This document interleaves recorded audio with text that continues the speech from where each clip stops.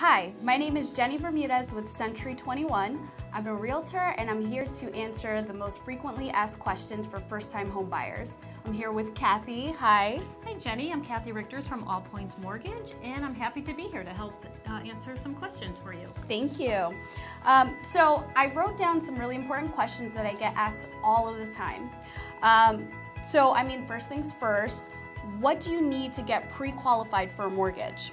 Okay, so a pre-qualification is going to require, first of all, a verbal conversation regarding income, debts, assets. We would ask the client how much they earn. We would need a 2-year job history. We would get approximate balances in the bank, and we would run a credit check. At that point, after we run a credit check, we would let the client know not only what programs they would qualify for, but how much of a house they could afford, which is the most important thing. Of course. And as soon as I get that letter, that's when we get to actually start looking, which is the most exciting part for most people. So next question is, how high does the credit score have to be? Credit scores. Okay, that's a very good question. So we have several different programs which require different credit scores. So if somebody needed a first-time homebuyer CHFA program with down payment assistance, with that program you can borrow the down payment and closing costs. That's going to require a higher credit score. That would require a 660 minimum credit score. We also have a non-CHFA, a non-down payment assistance CHFA loan, whereas if the buyer's going with the CHFA and they have their own down payment, they can go as low as a 640 credit score. Okay. A straight FHA, non-CHFA loan, we can do 620 with a minimum down payment of 3.5. And then if somebody has a credit score as low as 580, we can do an FHA with a minimum of 10% down. So it does vary based on program, and that's part of the conversation we have during the pre-qualification. Okay. So next question is, how much will I need for a down payment? Again, that depends on the program. We have several different programs. A veteran that would qualify for a VA loan, they can go 100% financing. There's also the USDA program, which is offered in rural areas, and that's 100% financing as well. The CHFA first-time homebuyer program has down payment assistance, so you can borrow the down payment, so no money down would be required. An FHA, you can go with as little as 3.5% down, and there are some first-time homebuyer conventional programs where you can go with as little as 3% down, which is great. It's awesome. So there are a lot of different options based on program. Okay, so next question that I get asked a lot is, what qualifies as an acceptable source of income?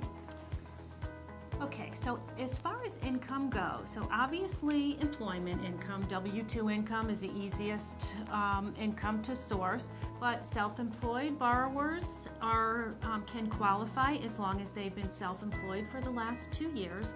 We would calculate their income based on the last 2 years of tax returns. Social Security income can be used. Social Security disability income can be used as well. As far as disability income, we would just need proof that that disability income is going to continue for at least 3 years. Alimony and child support income can be used as well. With a court order in place and a 12-month history of having received that income, that can be used as well. So we have self-employed, rental income. If somebody's buying a multifamily home and they're going to live in one unit and rent out the other units, rental income can be used to qualify as well. That's awesome. Next question is it required to get an inspection and an appraisal? Inspections are not required. Highly advisable, but not required. Yes. So you as a real estate agent, I'm sure you advise people to get inspections, but on the lender's end, there's no inspections really required. Appraisals, now that is something that the lender does. So an appraisal is done so the lender can assess the value of the home. We want to make sure that the home is worth at least the amount that the buyer's paying for. During the appraisal, especially an FHA appraisal, if the appraiser stumbles upon anything that they would consider health or safety related, they would write that up as a condition of that appraisal. Yeah. So inspections really are... Yeah, I would highly recommend it. Absolutely. Seriously. I mean, you never important. know what you're going to run into. I mean, for example, let's say like your roof has to be done in 5 years and you're not going to even know that. You want to have, you know, the funds prepared for that for when the time comes. And I mean, it's better to know, you know? Absolutely, definitely. Inspections can be expensive, but really you can walk into a home that looks beautiful and you think it's in great condition, and then you have an inspection done and they find out everything. So it's better to know ahead of time what exactly you're getting into. Well worth it. So worth it. Next question is, what are closing costs? Closing costs are made up of a bunch of different things. So closing costs would consist of your attorney's fees, the lender processing fee, the town recording fee, title insurance, title search. A big part of closing costs that makes up a lot of money to bring to closing is your escrows. So for the most part, we're going to collect 8 months of property taxes and the first year of homeowner's insurance. So all of that, and then you have your appraisal fee. The appraisal fee is collected up front, but that's considered part of the closing costs. So it's closing costs are made up of all that together. So are you allowed to use money that was gifted to you to pay? Very good question. Gift money, as long as it is from an acceptable family member, you are able to use. The key about gift, so gift can never be cash.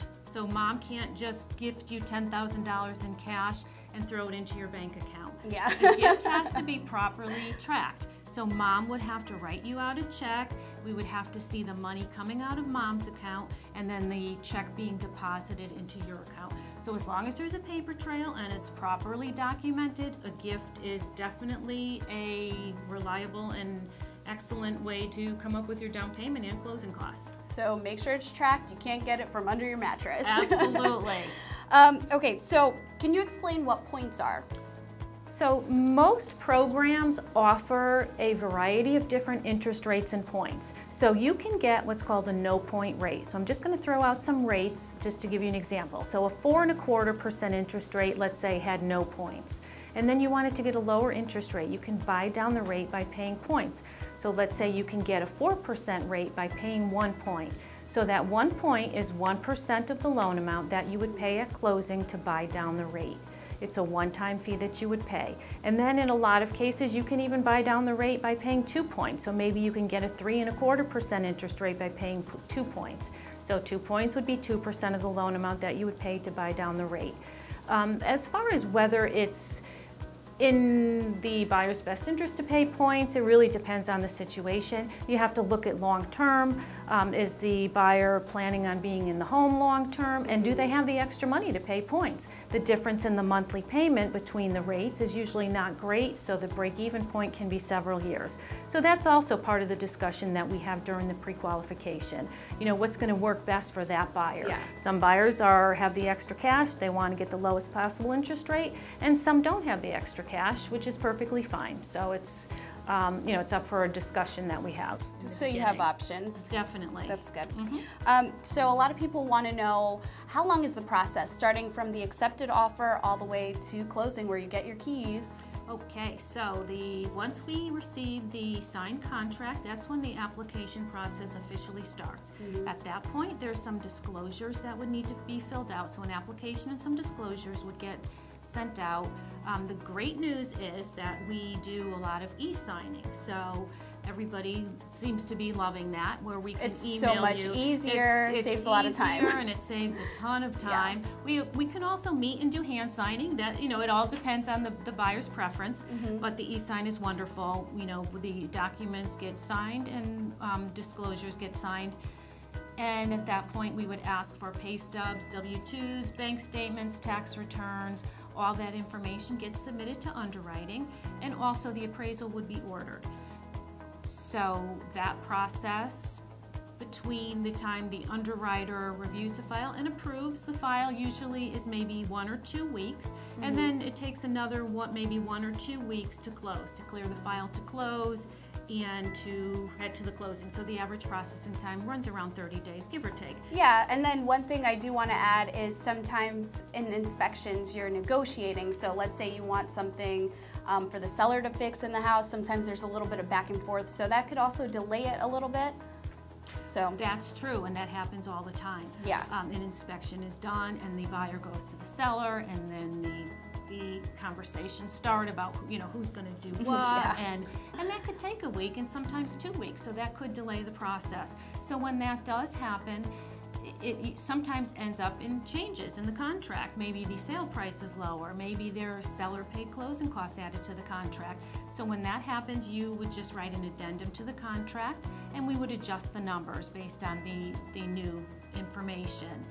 And that may delay the closing. So if you know that you're going back and forth with the seller for a week or two throughout that process, you may want to extend the closing date a week or two. Yeah. But while the buyer and seller are negotiating, the mortgage process is still going on behind the scenes. So once the buyer and seller come to an agreement, we'll make any changes and we'll be pretty much ready at that point to close. Yeah, which is exciting. Very. What should they expect at the closing?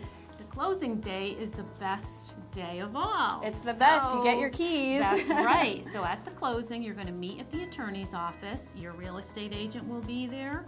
You're going to sign the mortgage documents. You can expect probably maybe about an hour's worth of signing. Yeah. The attorney goes through all of the paperwork, the mortgage documents, and explains everything. So it'll take about an hour.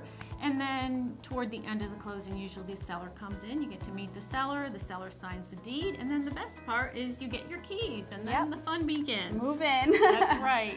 So one thing I do want to add is people wonder, how much does it cost to use an agent to represent you in buying a home? It's free. So if you're looking to buy a house, definitely give me a call. I can help you out with that. And that wraps up our frequently asked questions for first-time home buyers. I want to say thank you so much for your time and answering all of the questions. Anytime. It was a pleasure. Thank you so much. And Yes. hopefully we will hear from some great new first-time home buyers and we can get them into their homes. Yeah, and if you guys have any other questions that maybe we didn't answer, we're going to put our contact information down below. Give us a call anytime at all. And thank you for watching. Thank you so much.